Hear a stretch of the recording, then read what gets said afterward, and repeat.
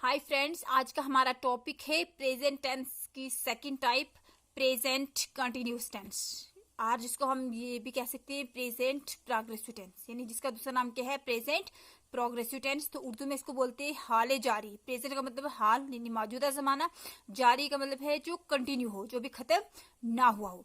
अब देखते हैं हम कि उर्दू में हम सेंटेंसेस को कैसे पहचानेंगे, इन जुमलों को कैसे पहचानेंगे कि ये जुमला जो है हमारा प्रेजेंट कंटिन्यूस का है। जैसे हमने बात की थी, पढ़ा था प्रेजेंट इंडेफिनिट के बारे में। वहां पे अगर हमारे पास कोई जुमला होगा ता हूँ, ता है, ती हूँ, ती है, ते हूँ, ते हैं वगैरह पे खत्म होता है, तो वो जुमला हमारा किसका होता है? प्रेजेंट इंडेफिनिट का। ऐसे ही अगर कोई जुमला खत्म हो रहा है रहा हूँ पे, रहा है पे, रही हूँ, रहे हैं, रही है, रहे हो वगैरह पे, तो वो जुमले किसके होते हैं? प्रेजेंट कंटिन्यूस टेंस के, यानी हाल जारी के। अब जैसे कि हमने पढ़े थे चार चार टाइप के सेंटेंसेस होते हैं हर टेंस में। तो फर्स्ट टाइप होती है अफर्मेटिव सेंटेंस, यानी सादा जुमला। तो सादा यानी अफर्मेटिव सेंटेंस को बनाने का फॉर्मूला क्या है? सब्जेक्ट प्लस हेल्पिंग वर्ब कौन कौन से? Is, am, are, is slash am slash are, are यानी इज का यूज कर सकती हो, या आर का यूज कर सकती हो, या एम का यूज कर सकती हो। ठीक है, हमने तीनों का यूज एक सेंटेंस में नहीं करना है। Plus V1 plus ING, V1 plus ING को हम क्या बोलते हैं? Present participle form of the verb plus object. अब हम देखते हैं कि इस एम आर का यूज हम किन किन सब्जेक्ट्स के साथ, किन किन पर्सन प्रोनाउंस के साथ कर सकते हैं। तो इसका यूज हम कर सकते हैं ही के साथ, शी के साथ, इट के साथ, या कोई सिंगल नेम हो। यानी ये सारे जब एज ए सब्जेक्ट एक्ट करें तब हम हेल्पिंग वर्ब इज का यूज करेंगे। उसके बाद है नेक्स्ट एम। एम का यूज हम सिर्फ और सिर्फ फर्स्ट पर्सन सिंगुलर प्रोनाउन आई के साथ ही कर सकते हैं। उसके बाद है आर। आर का यूज करना है हमने वी के साथ, यू के साथ, दे के साथ। जब हमारे पास दो या दो से ज्यादा नाम एज ए सब्जेक्ट एक्ट करें तो हमने हेल्पिंग वर्ब आर का यूज करना है। अब है एग्जाम्पल्स।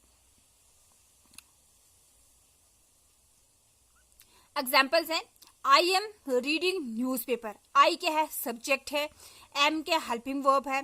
ठीक है, हमने ऊपर क्या पढ़ा था कि जब हमारे पास एम हेल्पिंग वर्ब हो तो हमने सब्जेक्ट हमेशा first person pronoun singular pronoun का ही यूज करना है, जो है आई। तो क्या है? I am reading newspaper. I क्या है? सब्जेक्ट। एम क्या है? Helping verb. रीडिंग क्या है? V1 plus ING. रीड क्या है? V1 यानी वर्ब की फर्स्ट फॉर्म है, आईएनजी इन फॉर्म है। रीडिंग यानी present participle form of the verb.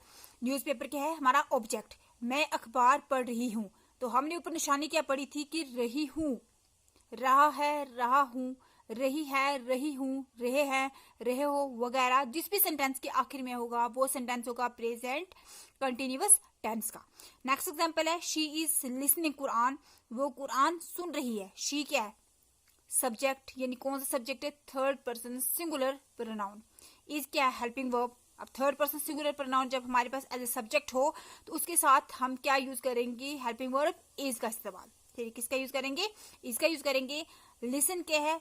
V1 ING plus ING यानी listening. V1 plus ING present participle form of listen. Quran क्या है हमारे पास? ऑब्जेक्ट। वो कुरान सुन रही है। ठीक है, उसके बाद है children are making noise in the class. बच्चे जमात में शोर कर रहे हैं। चिल्ड्रन क्या है? सब्जेक्ट। आर क्या है? Helping verb. यानी चिल्ड्रन क्या है? प्लूरल है, प्लूरल सब्जेक्ट है हमारे पास। तो जब हमारे पास प्लूरल सब्जेक्ट हो तो हम हेल्पिंग वर्ब आर का यूज करते हैं।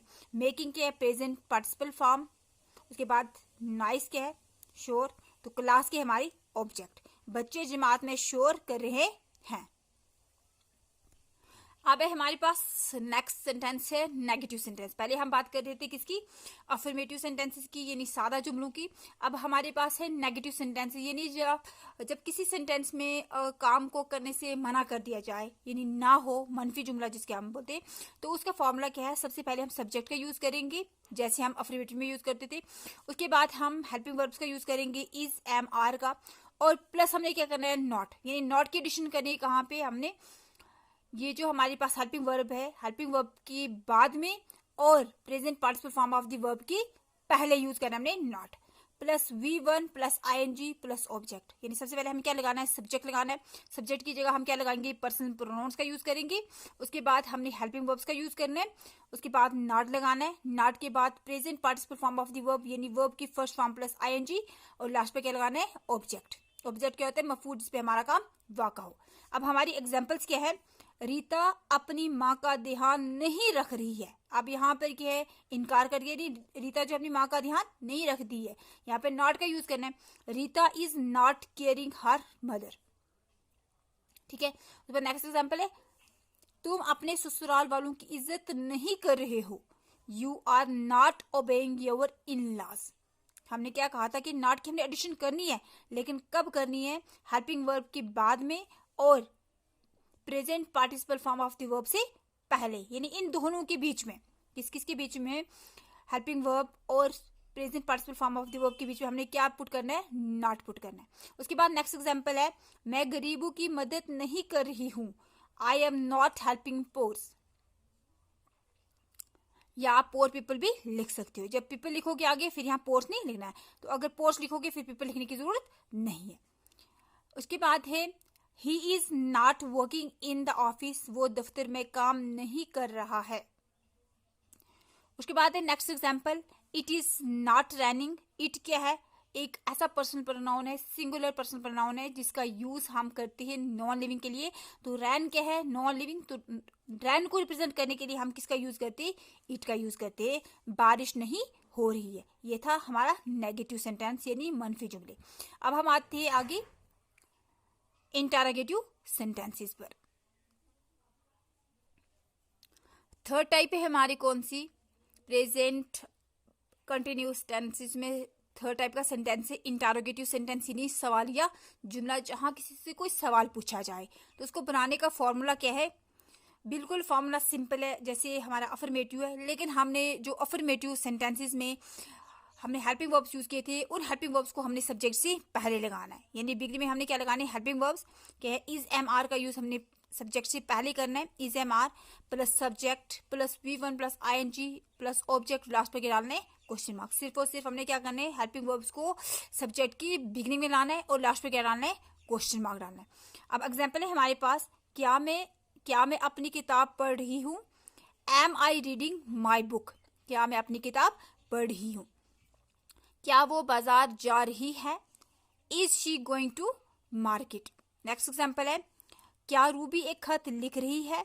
Is Ruby writing a letter.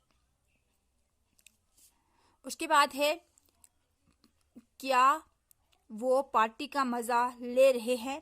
Are they enjoying the party. उसके बाद नेक्स्ट एग्जाम्पल है, क्या तुम अपने उस्ताद को ध्यान से सुन रहे हो। यानी कहने का मतलब है कि क्या आप अपने उस्ताद की बातों को ध्यान से सुनिए, उस्ताद जो भी कह रहा है उसको ध्यान से सुन रहे हो। Are you listening to your teacher carefully. क्या आप अपने उस्ताद को ध्यान से सुन रहे हो। अपने उस्ताद की जो बातें हैं, जो कुछ भी उस्ताद आपको बोल रहा है, बता रहा है, कि आप उसको ध्यान से सुन रहे हो। उसके बाद लास्ट एग्जाम्पल है हमारी, क्या मैं तुम्हारे लिए गाना गा रहा हूँ। Am I singing a song for you. Last पर क्या डालना है, उर्दू में भी और इंग्लिश में भी सवाल या निशान यानी क्वेश्चन मार्क। इंग्लिश में हम क्या बोलेंगे, क्वेश्चन मार्क और साइन ऑफ इंटरोगेशन। उर्दू में हम क्या बोलेंगे, सवाल या निशान। ये थे हमारे कौन से इंटरोगेटिव सेंटेंसेस।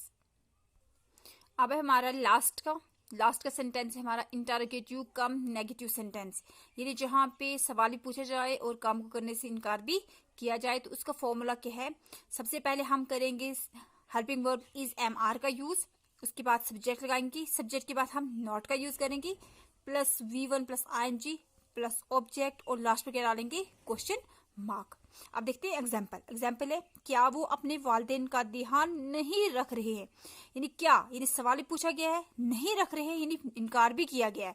क्या वो अपने वालिदैन का ध्यान नहीं रख रहे हैं। Are they not caring their parents. उसके बाद है नेक्स्ट एग्जाम्पल, क्या तुम सुबह कुरान पाक की तिलावत नहीं कर रहे हो। Are you not reciting Quran in the morning. क्या तुम सुबह कुरान पाक की तिलावत नहीं कर रहे हो। यानी क्या तुम सुबह कुरान पाक की तिलावत नहीं करते हो। उसके बाद है नेक्स्ट एग्जाम्पल, क्या मैं अपनी पढ़ाई की तरफ या अपनी पढ़ाई पे तवज्जो नहीं दे रही हूँ। Am I not focusing on my studies. Focus का मतलब कहते हैं तवज्जो देना, क्या मैं अपनी पढ़ाई की तरफ तवज्जो नहीं दे रहा हूं या नहीं दे रही हूं। लास्ट एग्जाम्पल है, क्या वो स्कूल नहीं जा रहा है, is he not going to school. अगर आपको मेरी वीडियो अच्छी लगे तो आप इसे लाइक, शेयर और कमेंट जरूर करेगा। अल्लाह हाफिज।